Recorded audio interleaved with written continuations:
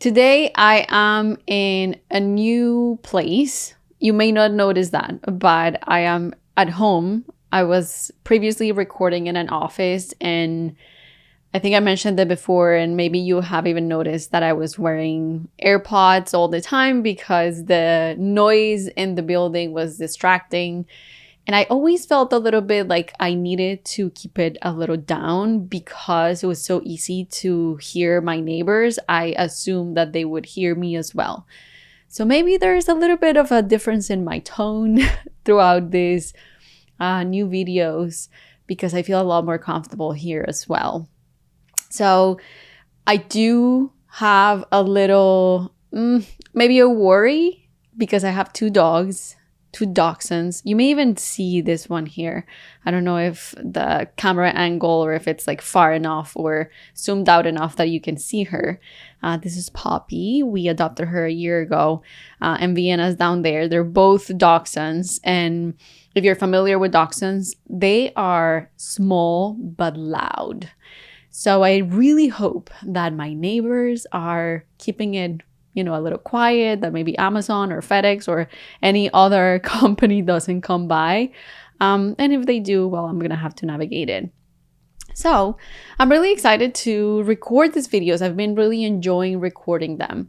And last week, I talked about, last week, it's not last week, it was 2 weeks ago because I am posting these videos every other week. The week in between, I am posting my podcast conversations.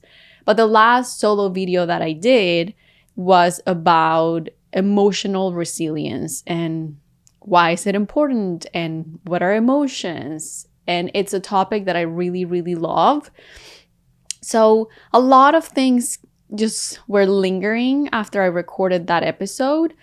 And I want to bring some of that today here. Especially, I want to talk about a couple different ways and practices that we can start to get familiar with our emotions.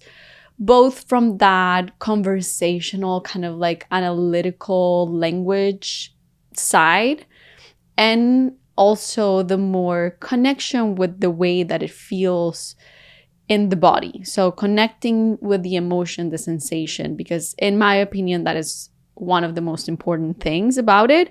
But of course, there's like a lot of benefit from both ways, recognizing and naming the emotion, but also just like being with it.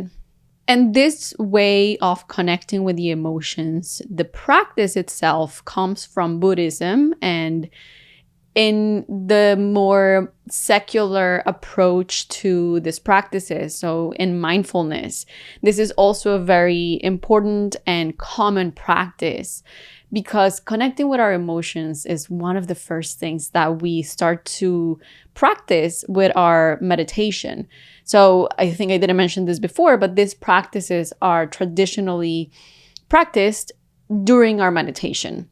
But what I love about meditation in general and practices that come from this lineage, mindfulness practices, we mainly know them as that, is that all of these practices we can actually bring to our day-to-day. We don't have to be in our formal meditation for us to actually practice them. Of course, formal meditation has many different benefits. And in a way, we train and we get familiar with the practices themselves. And it's kind of like easier to bring those practices throughout our day.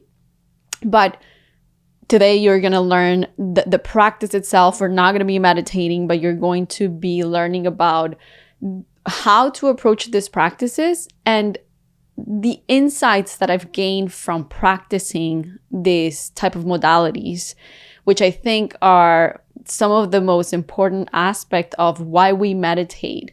It's with the insights that we get, both, intellectually, but also the knowing, that inner knowing that we get.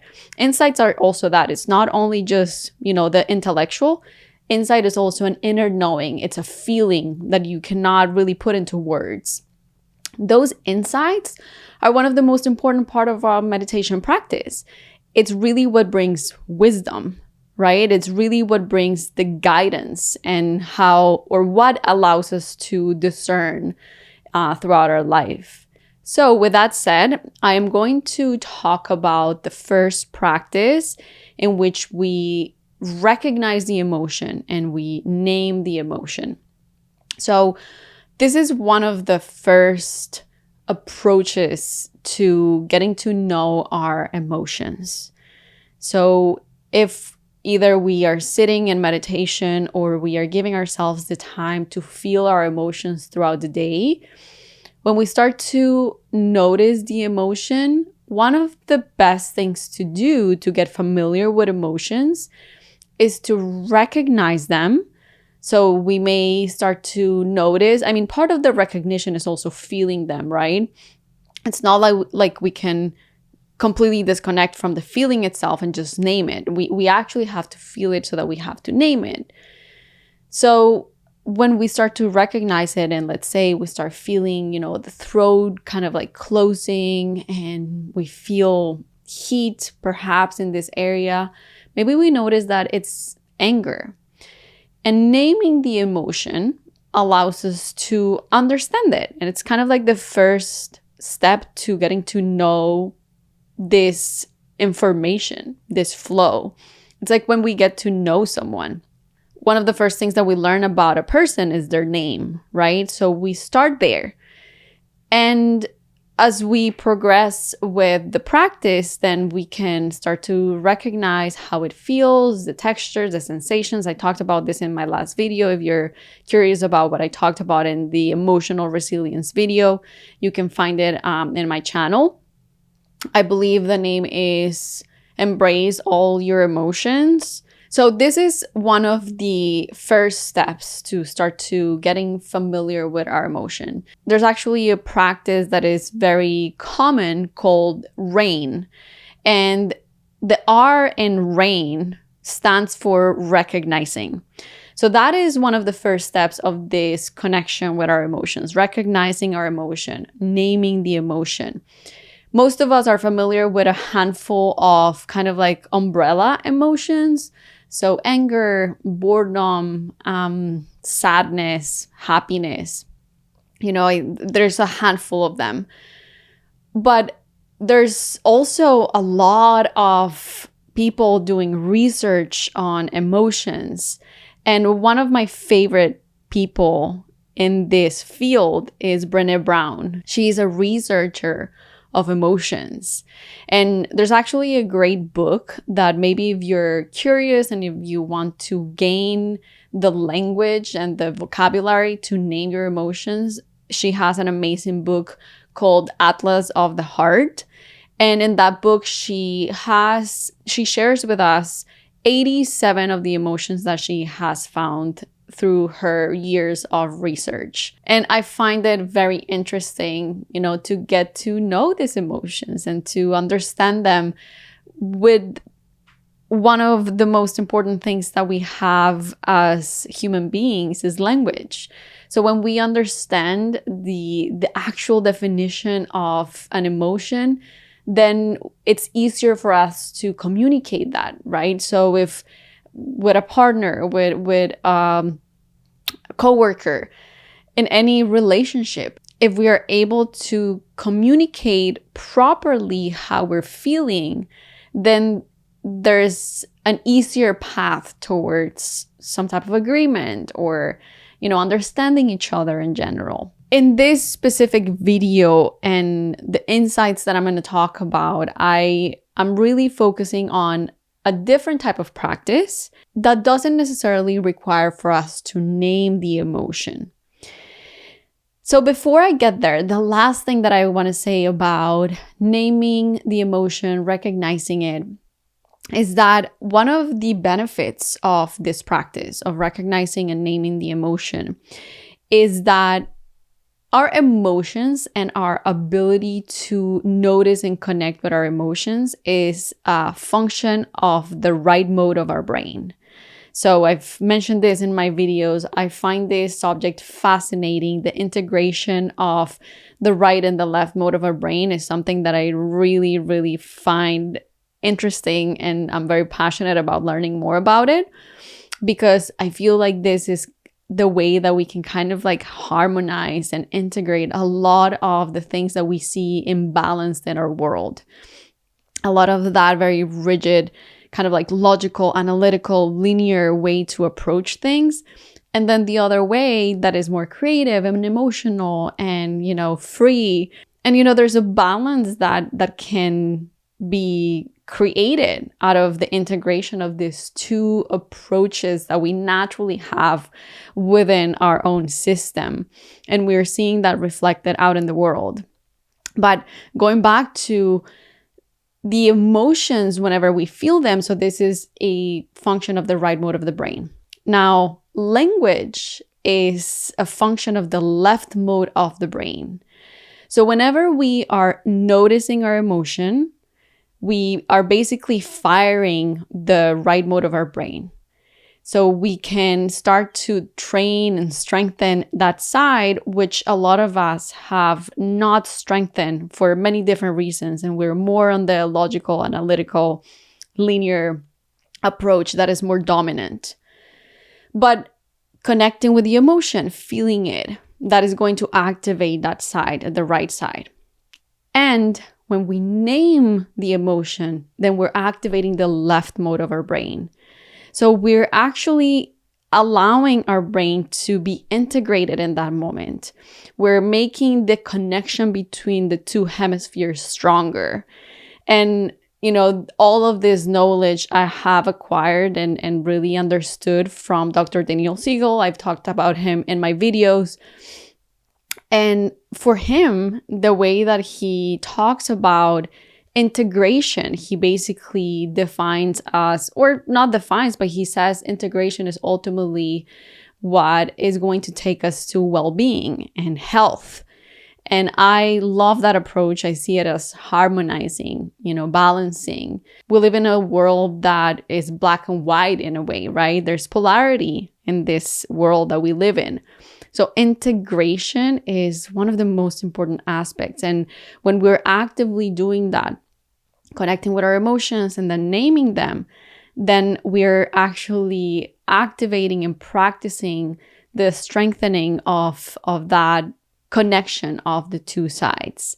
And ultimately, that is what Dr. Daniel Siegel calls bilateral integration, which brings many, many different benefits that I will not extend myself with in this video. Now, before I jump into the other approach, which I've mentioned, is going to be more about connecting and noticing the sensations, I want to say that one of the reasons why I love this approach, the one that is more about the sensations and how it feels, is because it's almost like I want to give a warning or a disclaimer of the process of starting to name our emotions. There's a few ways in which we relate to our emotions. I talked about that in my last video. Again, in the emotional resilience video, we avoid them or we resist them. And another way that we relate to our emotions in a way that is not healthy or beneficial is over-identifying with our emotions, or basically identifying ourselves as our emotions. So, for example, something that happened to me when I was younger, when I was, a teenager, I had a lot of expressions of emotions in a way that they were perhaps not so balanced. And, people around me would call me aggressive or rude or, rebellious. And that was basically an identity that I adopted based on the expression of those emotions. So as I was growing up, I identified myself as an angry person, right? So instead of recognizing the emotion for what it was, an emotion, I identified myself as an angry person. So when we start to recognize our emotions, when we start to give ourselves the space and the time to really connect with these emotions, we may start to really feel all of those things that have been there that we haven't really allowed ourselves to feel. And maybe we will notice a lot of anger. Maybe we will notice a lot of sadness. Whatever it's coming up for us when we are finally allowing ourselves to connect with the emotions, it's important that as we name them, as we recognize them, we don't identify with them. Instead, the practice is really inviting us to see it and name it so that we can separate ourselves from that, so that we can see it for what it is instead of giving ourselves that identity. And the reason is because, like in my example that I just shared, when I identified myself as an angry person, when we have an identity, whether that is, based on our emotions or based on our skills, or, it's kind of like our ego, right? When we give a name to that identity, then there's going to be we're giving birth to something, right? So we give an identity. In my case, I was an angry person. There is a structure that starts to build around this identity. And the structure of these identities usually is created around beliefs, right? So some of the beliefs around being an angry person could be something like, no one is ever going to like me. No one is ever going to love me. I'm never going to be able to have quality time with a partner in a relationship. People at work are going to dislike me.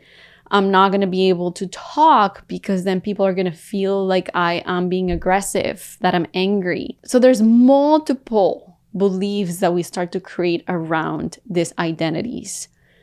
So this is kind of like my disclaimer, my heads up. When we start to recognize and name our emotions, the practice is inviting us to see them as separate and not to now use them to identify ourselves as that. So with that said, the practice that I love, and that once again is a very traditional and common practice in mindfulness, in helping us start to connect with our emotions, is the practice of feeling tone. And what is this practice? So this practice, what it's inviting us to do is to keep it very simple. As we start to connect with our emotions, we recognize the feeling tone of our emotion or of our state of being. And there's 3 different approaches to that feeling tone based on this practice: pleasant, unpleasant, or neutral. So as we connect with this emotion, again, whether we are in a formal meditation practice or we are giving ourselves time to connect with the emotion throughout our day, we start to inquire, is this pleasant? A pleasant emotion or a pleasant state of being? Is this unpleasant? Or is this neutral? And of course, here you can see the difference between this practice and the practice of recognizing and naming, right? This is giving a lot more room to simply just observe.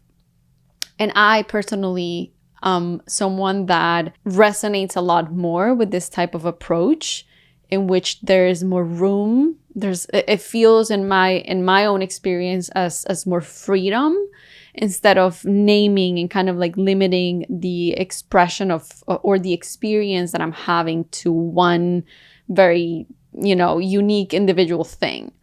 To me, when I observe the emotion without having to quickly name it, I feel as though I'm really surfing, this wave of emotion, and I can see how much it changes. So I can see perhaps, or notice more than seeing, I can notice, feel, experience that the emotion is arising and it's maybe at its peak. And if it's anger, I feel my stomach, my chest, my throat, all of it is really informing me that there's information, there's energy flowing through me.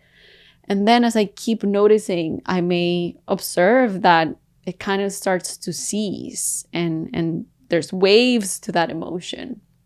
And I find that there's so much insight in just that observation. But maybe one of the most insightful observations of them all was the fact that neutrality is actually a thing.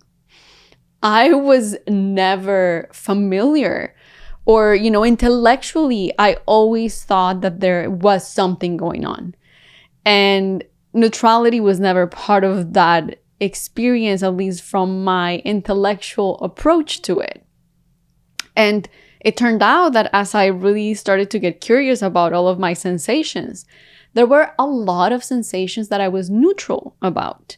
And this was like really fascinating to me because I always felt the need to be on one side or the other. There was always this kind of like need to be in this very happy, joyful, excited, motivated state. And then one where I felt like, I'm not feeling the motivation. Maybe I'm having a situational depression or whatnot. When I started to recognize that neutrality is a thing, I started to realize that a lot of the things that I thought maybe were negative were actually just neutrality. They were just that place in which peace resides. And this, I find, that is something that a lot of us are not allowing ourselves to feel, because in our world there's always that kind of conflict between two sides, and we see that everywhere. We feel like we need to be on one side or the other. And because there is this constant pull to be on one side or the other, whether that is with emotions or opinions about something, where we stand about conflicts and whatnot. And from this place, we're actually limiting ourselves to feel the peace that we can actually feel in that neutral place.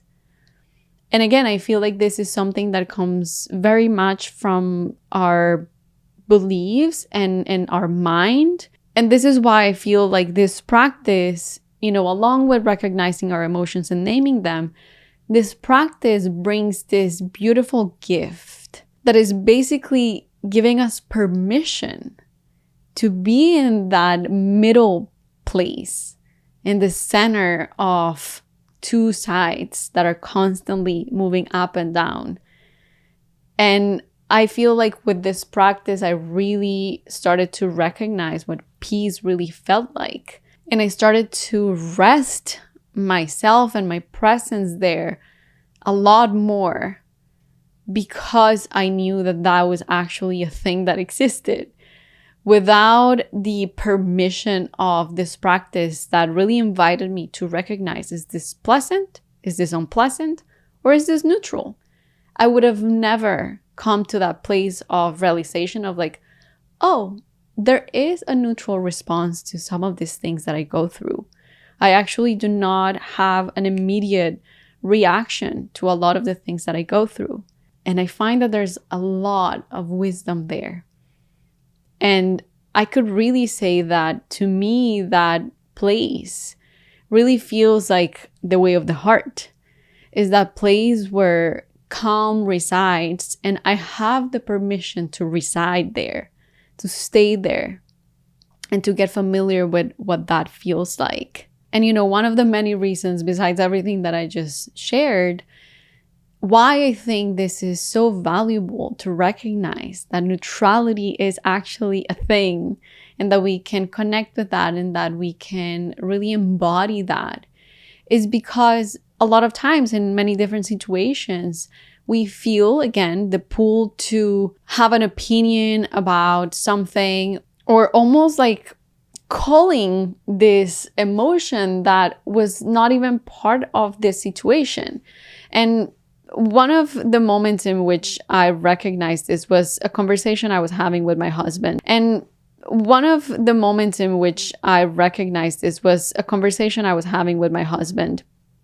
And usually he is a very, very thoughtful gifter. He is amazing at giving gifts. And I have my own way. And one of the things that always happens to me is that whenever I buy his gifts and I send them to the house, a lot of times he sees the boxes and then he will say something about it. He'll say like, oh, I saw the box that got here. So this used to happen a lot when I had a studio, and I would always send everything home because I just felt like, I don't know, it was better. For whatever reason, I just sent it home. And whenever he made the comment of like, oh, I saw this box, I would always feel like shit. And the reaction was like, yeah, well, I did something wrong. I should have sent it to the studio instead. And, the story just went on in my head. And this has happened for pretty much the 10 years that we've been together. And recently, since I got rid of my studio and I've been home this year, the same thing happened. Boxes got here. And I was actually here at home, and he came in the afternoon and he opened the door and all of the boxes were at the door. I didn't even hear that Amazon came. I don't know. A lot of times I don't even open the door when, they deliver stuff. And he opened the door and he's like, boxes for Christopher or something like that. And I immediately got so defensive. I think I did respond to him like, what would you want me to do? Or like, what do you want me to do? Like, there's nowhere I can send them to. And he was like, I am just saying that there's a box for me. I'm not really saying that there's anything wrong with that. And I was angry about it. I was frustrated. So we start to have dinner and I just tell him, like, I just think that you mean something with just saying, oh, there's a box for me. And he says something like, no, it's just like a very neutral comment. There's a box for me. And in that moment, I just really allowed myself to rewind and think about the moment and ask myself, like, well, did I hear any tone in his voice? And I was like, you know what? I really don't think so. I think that a lot of this sensation that I have is because there is this default to notice or observe or judge whether someone is in either side of a story that we have in our head. And the fact that he used the word, it's a very neutral comment, really kind of like turned on my mind to this practice that I've been practicing for a while now of feeling tone. And I was like, so neutrality in our day-to-day is also expressed or experienced in all of these different situations. So I can actually allow myself to be in a situation where there's not necessarily something going on. There is neutrality about things. And that was an amazing insight that I got. And of course, this is going to be or vary depending on the context. Yes, the tone of voice. It's very situational. I'm not saying this is happening to everyone, but it was those moments in which I was able to connect some of the practices that I've been doing with my meditation and also with day-to-day things that are kind of like outside of myself, right? There's interactions because, like I said before, one of the most beautiful gifts that I've received and that I've gained from this practice is just being able to rest in that place of neutrality when I connect with my own sensations, with my own emotions. But I just wanted to quickly share that because I feel like we can really bring a lot of these teachings and lessons and insights from this type of practices to our relationships, to our day-to-day. And ultimately, they allow more space. And it was beautiful specifically to have a conversation with my husband about this. And the fact that I was able to express that, oh, okay, well, this is what I've learned from neutrality, actually. So thank you so much for, sharing that with me and for actually using that word, because it made me understand what for this 10 years I have experienced as he's angry with me or I did something wrong. So I hope that with these two different practices to start to connect with our emotions, you have some type of guidance or motivation or inspiration to start to allow yourself to connect with your emotions. As I am recording this episode today, Dr. Nicole Lopera, I don't know exactly how to pronounce her last name, I'm so sorry. But she is the holistic psychologist on Instagram, and she shared a beautiful post about emotions that I thought I would share here. And I'm going to read it so that I can make justice to the way that she expressed this. So she said, teaching people how to regulate their emotions is crime prevention. It's addiction prevention. It's the path to a world where people can disagree and still respect each other. And I think this is a beautiful way to summarize one of the reasons why I am putting some of my energy into sharing this type of content. Because when I set myself up to create The Way of the Heart, the podcast, The Way of the Heart is really what kind of like drove me to create everything that I've been creating. And it is all based on this idea and the hope that I have and that I know in my heart that we have the ability to create a world that is more based on love and compassion.